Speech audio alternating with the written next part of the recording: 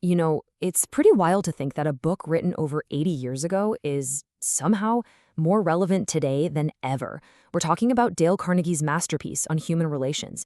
And in the next 5 minutes, we're going to distill its timeless wisdom into a masterclass that could totally change how you connect with people, starting, well, right now.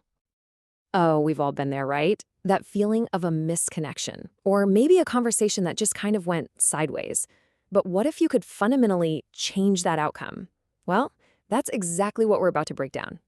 So first things first, before you can change how other people see you, you've got to change how you see them. This first part is all about that crucial internal shift. It's the foundation for everything that's going to follow. Now, this sounds super simple, but let's be real, it's probably the hardest rule to actually follow. Carnegie argues it's also the most important one. And why is that? Because he says people are creatures of emotion, not logic.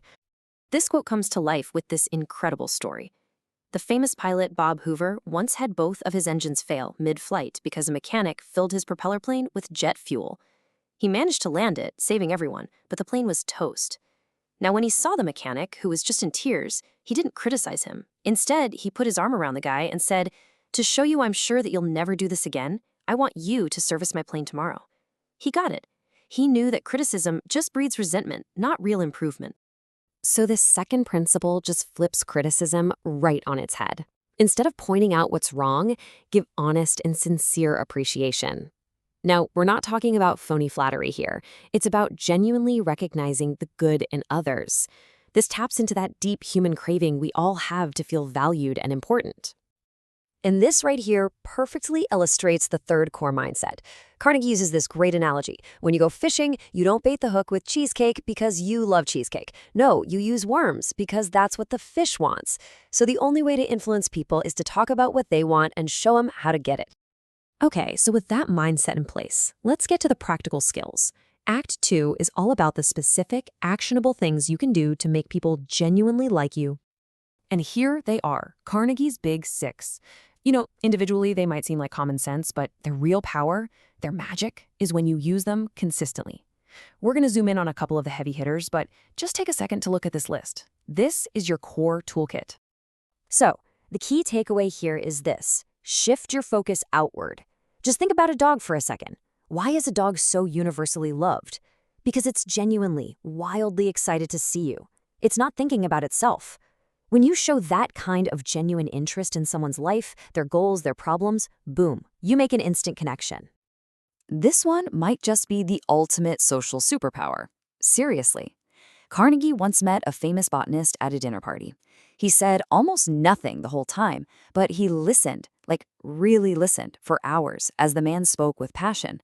Later, the botanist told the host that Carnegie was one of the most fascinating conversationalists he'd ever met. Listening makes people feel heard, understood, and important. All right, let's level up. We're moving on to influence. How do you handle disagreements and actually bring people around your way of thinking without, starting a fight? Carnegie is crystal clear on this. You can't win an argument. You just can't. Even if you win on facts, you lose the person's goodwill. They'll just resent you for hurting their pride. So the only way to truly win is to avoid the argument entirely. Like the old saying goes, a drop of honey catches more flies than a gallon of gall. A friendly approach always wins. This one is a total game changer. Carnegie tells the story about walking his dog Rex without a leash where it was illegal.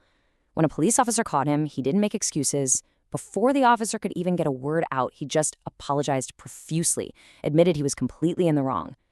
The officer, whose job it is to assert authority, was totally disarmed. He was left with no choice but to be merciful. He let him go. Admitting you're wrong first is like a secret weapon. Okay, now this is where influence gets fun and creative. People aren't moved by boring data. They're moved by stories and a little bit of showmanship. Think about it. When Steve Jobs launched the iPod, he didn't say, "It has 5 gigabytes of storage." He said, 1,000 songs in your pocket. See the difference? That's dramatization. The writer of our source material used this brilliantly. When he was an intern, instead of giving some dry presentation about his tasks, he started by saying his work saved the company this exact amount, $133,000. And suddenly, every single manager in that room was leaning in, listening intently. He dramatized his value.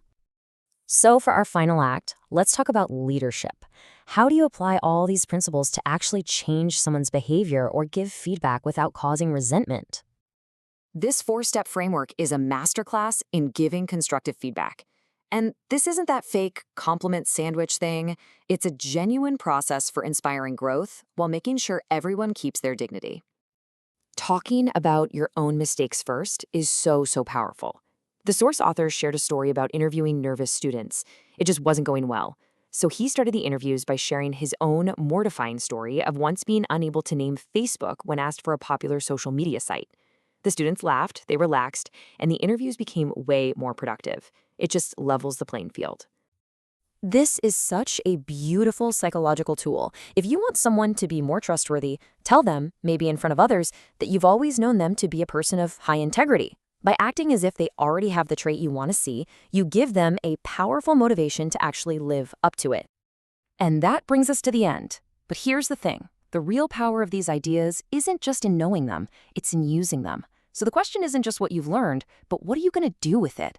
Pick one, just one of these principles, and consciously try it out in your very next conversation, because that's how real change begins.